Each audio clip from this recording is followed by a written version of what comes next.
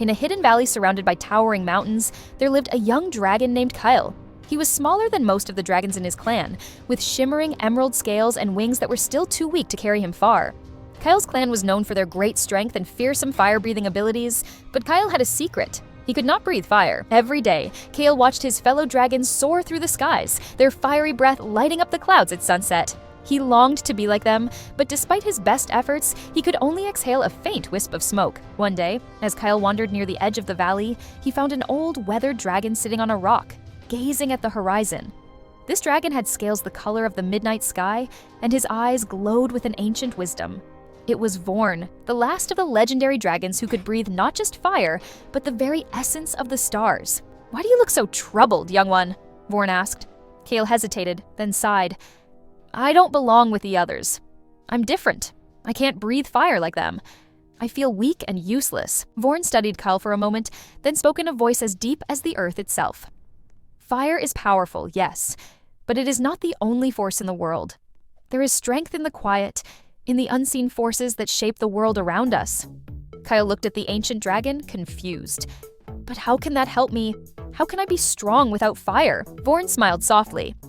"Perhaps you have something inside of you that you have yet to discover." Determined to prove himself, Kale spent days meditating and training with Vorn.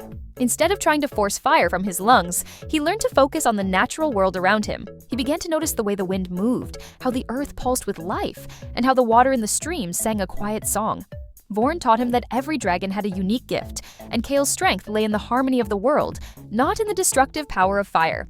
Weeks passed, and Kale's wings grew stronger, his senses sharper. One day, as a great storm approached, a powerful tornado began to form near the valley, threatening to destroy the dragon clan's home.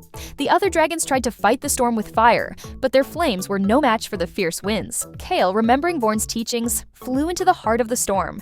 Instead of attacking it, he listened to the wind, understanding its rhythm.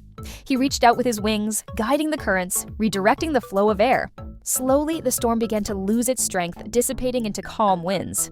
The clan watched in awe as Kyle landed, exhausted but triumphant. "You have done what none of us could," Vorn said, nodding with pride. "Your strength is not in fire, but in your connection to the world around you." From that day on, Kale was known as the Dragon of the Winds, a guardian of balance and harmony. He no longer felt weak or different. He had found his own path, and in doing so, he had discovered that true power comes not from force, but from understanding and embracing who you truly are. If you are enjoying watching this video, please like and subscribe to my channel.